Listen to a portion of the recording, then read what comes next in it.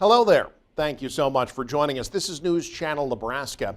My name's Eric McKay. Let's take a look at our top headlines today. Beginning in central Nebraska, where a man accused of messaging an investigator he believed to be a 13-year-old girl has pleaded not guilty. Court documents show 54-year-old James Wirt entered that plea yesterday. He faces 17 felonies. Grand Island police say Wirt sent explicit messages and videos to an investigator posing as a teenage girl. Wirt's next court hearing has been scheduled for the end of October. His trial has been scheduled for early January. Well, the property tax reform that passed out of this past summer's special legislative session didn't exactly look like what Governor Jim Pillen wanted, but senators say a lot still got done. Governor Jim Pillen said after signing the tax reform bill that the total relief package will mean about 20% lower property tax bills for Nebraskans beginning next year. The bill repurposes existing income tax credits for property tax paid to appear on property tax statements rather than requiring property owners to request the refund later. It also caps increases in spending at the city and county level to equal the rate of inflation. State Senator Mike Jacobson of North Platte says there is real relief in the bill, but adds more could have been done. The bigger thing that we got accomplished in the special session, however, was we did approve spending caps on cities and counties as far as how much they can increase their property tax ask. I think that Lincoln County, for example, and City of North Platte haven't been near those caps to begin with, so they're going to be unaffected by it. But nonetheless, those caps are in place to help control property tax increase in the future. The initial plan would have had state government take on the bulk of the funding for local school districts, but that was scrapped over concerns of loss of local control. The 17-day special session, the second longest in unicameral history. Well, it's going to be hot again in Nebraska on Wednesday, but then again, it's going to be hot just about everywhere. Temperatures reaching record highs in several U.S. cities this week. Tens of millions find themselves under some sort of heat advisory. John Lawrence has more. As the U.S. heads toward Labor Day weekend and the unofficial end of summer, the sun is cranking out extra heat for tens of millions of Americans. It's really hard to kind of just breathe and grasp air. It was almost like this humid mixed with the warmth. Not something we're used to in Chicago. The Midwest is getting hit especially hard this week. I biked to work and I was sweating. I mean, it's pretty hot. The National Weather Service says heat index values from the Midwest to the Mid-Atlantic could reach up to 115 degrees. It's so hot, I'm drenched in sweat. The Ohio Valley and the central to southern plains are also dealing with hotter than usual conditions for this time of year. You know, it's still pretty warm, especially when the sun's just hitting you all day. Yeah. So you got to walk in where the shade's at. Even Washington, D.C. is flirting with triple-digit temps. Some people are getting outside earlier in the day in order to get fresh air ahead of the oppressive heat. Group of friends, just play volleyball, get some kind of sweat in before it gets a little too hot. Others are going to pools, splash pads, and beaches to try to cool off. The water felt really good. It's always been nice and refreshing first thing in the morning to go in and take a dip, and kind of sets the tone for the rest of the day. I'm John Lawrence reporting. Parents in the United States say they're overwhelmed and burned out with the dizzying pace of the world, and it's become a public health concern. That's according to a Surgeon General's advisory released on Wednesday. The advisory cited a survey last year of adults from the American Psychological Association. Researchers found 33% of parents reported high levels of stress in the past month, compared to 20% of other adults. The advisory describes how parents are now spending many more hours on both work and primary child care. The demands have come at the cost of quality time with one's partner, sleep, and parental leisure time. The strain even greater on parents who care for other aging parents or other loved ones. Volunteers are essential to any major event. Without them, those events just wouldn't be the same. That's certainly true at the State Fair. Ana Ruth Lugo Mejia has more.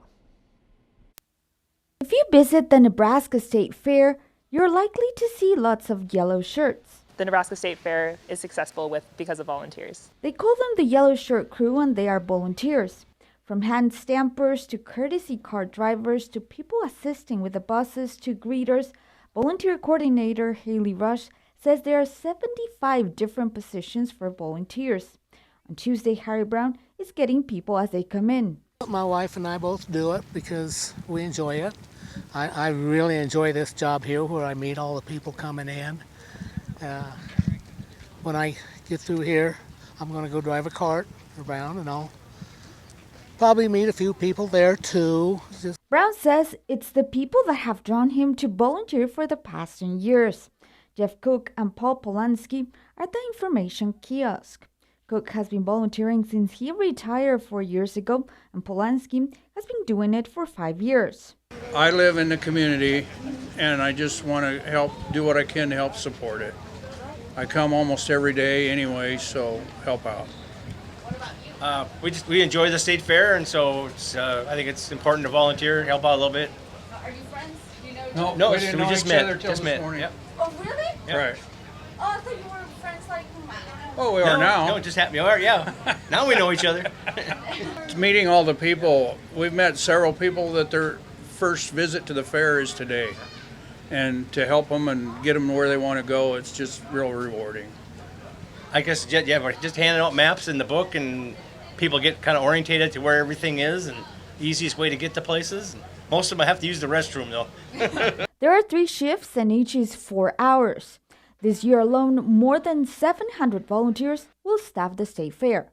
They are that friendly face that people see right when they walk in. They're there to assist you with anything they can. In Grand Island, Ana Ruth Lugo Mejia, New Channel, Nebraska. Kearney Hospital looking to expand its offerings in a new part of town. Kearney Regional Medical Center announced Tuesday that it's purchased a tract of land at the corner of 2nd Avenue and 56th Street in North Kearney, north of Pinnacle Bank, east of Hy-Vee. The hospital says they don't have any specific plans as of yet, but they are going to call the new development KRMC Oak Park Campus. The announcement continues a growth trend for Kearney Regional. Construction has already started on a $30 million addition to the hospital's main campus. Staying in Kearney, the university hosted its first day of classes this week. As if that isn't already stressful enough, students and staff there had to deal with an additional disruption. A UNK spokesman says a water main broke early Monday. Now, that meant students in Randall Hall could still use the sinks and restrooms, thankfully, but they needed to shower in a neighboring dorm.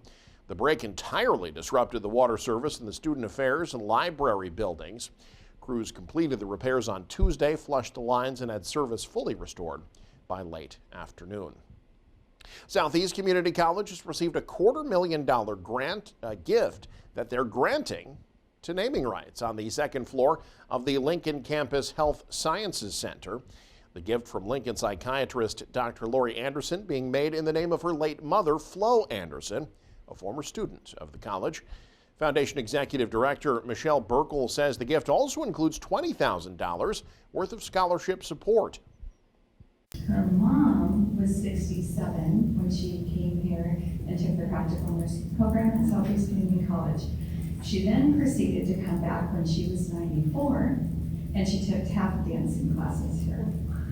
So since then, she's passed away. She wants to do something wonderful in memory of her mom. So we started out with a scholarship. She's going to do $11,500 for a scholarship.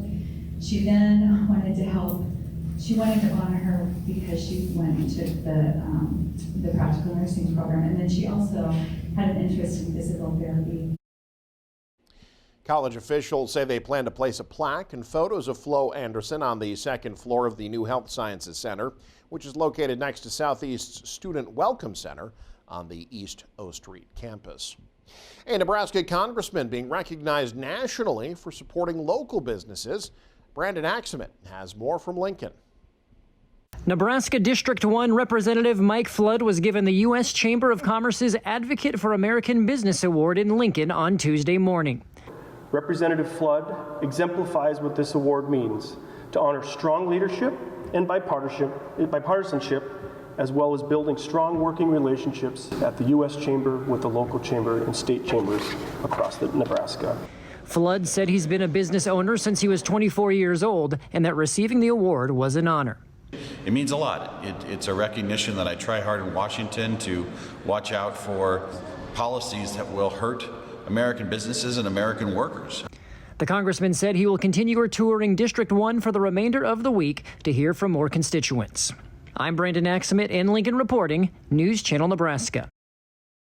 Flood's most recent town hall was in Lincoln on Monday evening. He said the two primary concerns raised from attendees, securing the U.S.-Mexico border and affordable housing. Mike Flood is the founder and owner of Flood Communications and of News Channel Nebraska.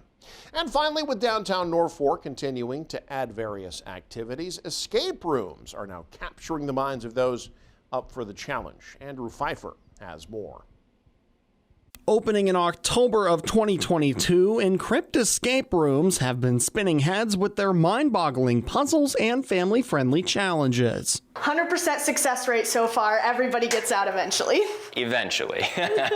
So this is one of the rooms. This is framed. The business, ran by Austin and Kylie Truex, took their first crack at escape rooms just a few years ago. We ran an escape room before ever being a business. So I was interning at the Elkhorn Valley Museum here in town at the time. We booked out 2 weeks. It was packed. And we said, okay, maybe Norfolk is ready for an actual escape room business. Since then, they've surpassed just local fundraisers, successfully operating as their own business. We do everything in-house. We design and build, test, and then run our rooms all ourselves. The 3 separate escape rooms provide participants the opportunity to work together as a team. Norfolk is such a great community. Like, people love to come in and do things, with their families, with their friends. We have team building from companies come through. We're just really passionate about the community of Norfolk, and so when we had people reach out to us after the museum fundraiser and say, hey, this is something that Norfolk could use, this is something that would be beneficial to the community, that was something that really resonated with us. Since they've opened, the couple says the foot traffic has been significant, and with many businesses and other activities opening in downtown Norfolk, Encrypt Escape Rooms provides that breath of fresh air to the downtown area. Reporting in Norfolk, Andrew Pfeiffer, News Channel Nebraska. And you can stay up to date with the very latest by following us online. Head to newschannelnebraska.com, click on the News tab there. You can also follow us on X, like us on Facebook and Instagram as well. Thanks for joining us. Have a great day. You're watching News Channel Nebraska.